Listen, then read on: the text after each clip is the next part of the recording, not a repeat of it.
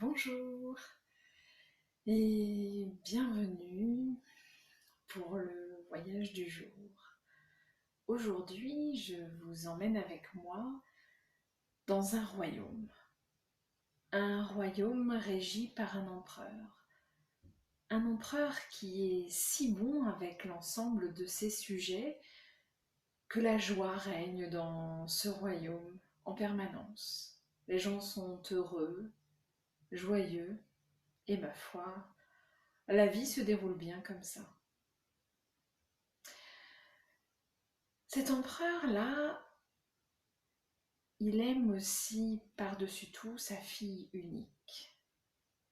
Quand il l'a eue, avec sa femme, ça a été une joie intense, quelque chose de tellement fort qu'il a invité plusieurs fées qui sont venues offrir de nombreux dons à la jeune princesse.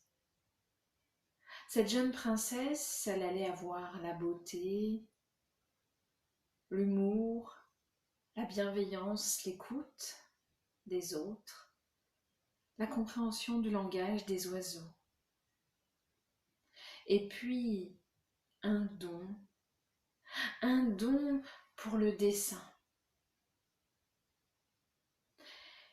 Et pendant des années, cette petite fille a grandi effectivement avec cette passion pour le dessin.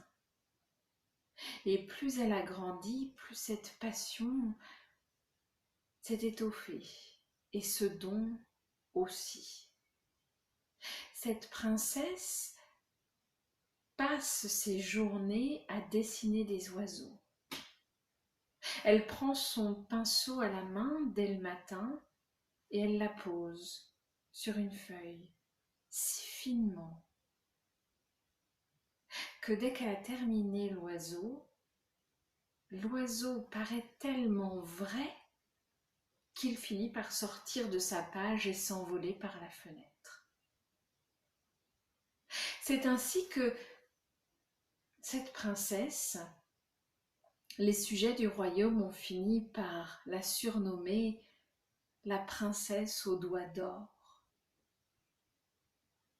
Et chaque matin, tous les sujets se pressent au bas de la fenêtre de la chambre de la princesse pour regarder quels sont les oiseaux qui vont s'envoler aujourd'hui. Tous ces oiseaux s'envolent le plus souvent vers le même endroit, les terres désolées d'un volcan. Un volcan qui avait tout brûlé et dont ces oiseaux viennent redonner vie. Ces oiseaux qui redonnent de la couleur à cette terre éteinte.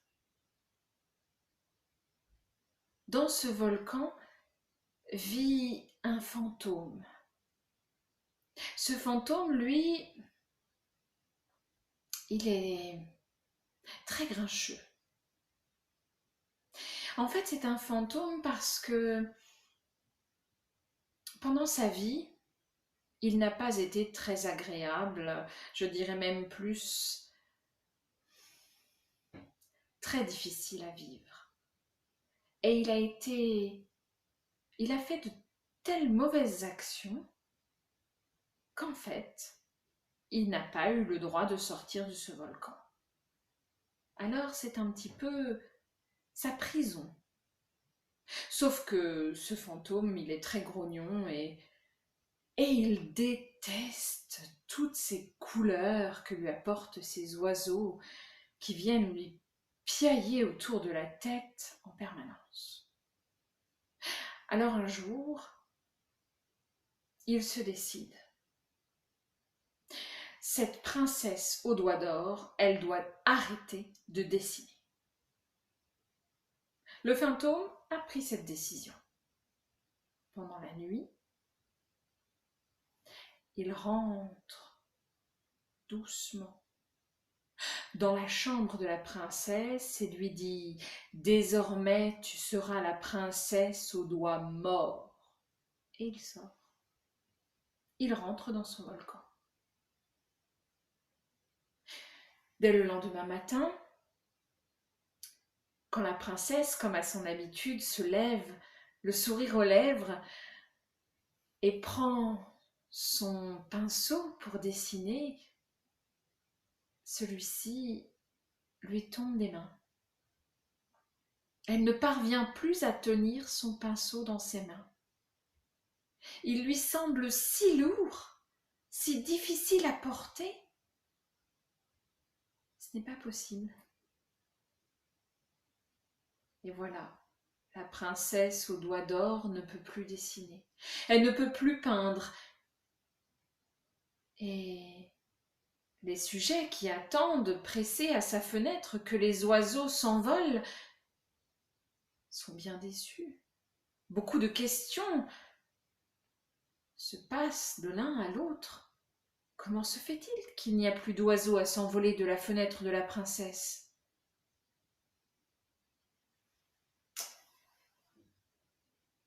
Et la réponse tombe. La princesse ne peut plus dessiner.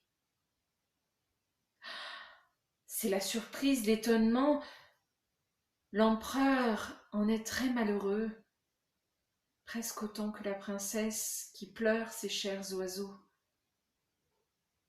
Alors, ce père qui aime tant sa fille fait venir tous les médecins du royaume. Il faut absolument trouver une solution. Redonner la possibilité à notre princesse de dessiner à nouveau. Mais les médecins ont beau se creuser la tête, pas un ne trouve la solution. On ne sait pas d'où vient ce mal. Alors, comment le soigner? De nouvelles journées se passent. La princesse, éplorée, reste dans sa chambre. L'empereur et l'impératrice cherchent des solutions mais n'en trouvent pas. Un jour pourtant arrive au palais un jeune poète. Oh, pas très bien mis de sa personne, il est un petit peu ébouriffé, les vêtements un peu n'importe comment, mais l'empereur aime beaucoup sa plume. Il admire son sens du verbe et l'accepte avec grand plaisir à ses côtés. Ce jeune poète lui propose ses services pour aider la princesse. L'empereur, étonné, lui dit « Oh, tu sais, je ne suis pas certain qu'un poème puisse arranger les choses. »« Oh non, non, non, Majesté, je ne vous propose pas un poème, je vous propose de me rendre à la montagne du ciel. Là-haut, celle qui est si haute. Je suis certaine qu'elle me donnera une solution pour la princesse. » L'empereur, qui ne sait plus à quel saint se vouer, accepte l'aide du poète sans trop y croire. Le poète s'en va donc jusqu'à la montagne aux nuages, celle qui est si haute, celle qui domine tout le royaume. Cette montagne observe ce poète qui veut se rendre à son sommet. Oh, elle essaie de l'en dissuader, elle lui envoie le vent, la pluie, la grêle. Mais ce poète est téméraire, courageux, et son amour secret pour la princesse le fait continuer jusqu'au bout. Arrivé au sommet de cette montagne,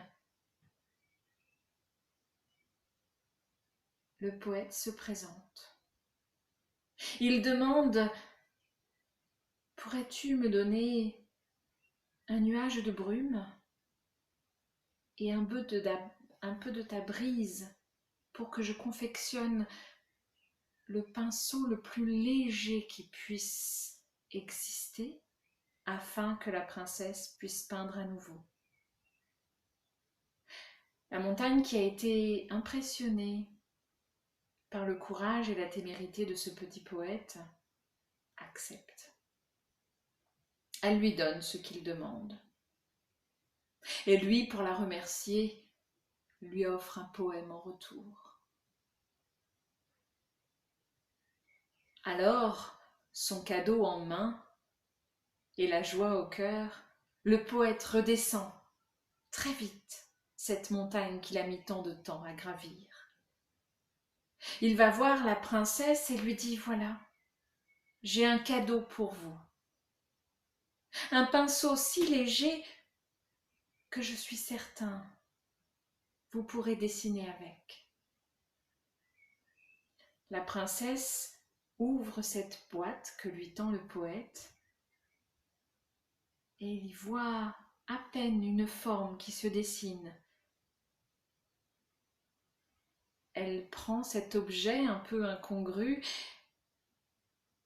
et le trempe dans l'encre. Il tient dans sa main et c'est alors que la princesse recommence à dessiner. Oui, elle peut à nouveau apposer l'encre sur le papier. Un oiseau naît de cette plume. Et pour la première fois depuis des semaines, l'on voit par la fenêtre s'envoler le premier oiseau que la princesse a fait naître. Oh, l'ensemble des sujets du royaume retrouve la joie de vivre en même temps que l'empereur, et le sourire de la princesse réchauffe tous les cœurs. En dehors de celui du fantôme qui, lui, par peur, par tristesse peut-être, va s'enfoncer encore un peu plus au cœur du volcan. Et plus jamais on n'entendra parler de lui. La princesse, quant à elle, passe ses journées à peindre des oiseaux et à écouter des poèmes que lui écrit son poète bien-aimé. Voilà, j'espère que ce petit moment de poésie et d'évasion vous aura plu et je vous dis à bientôt.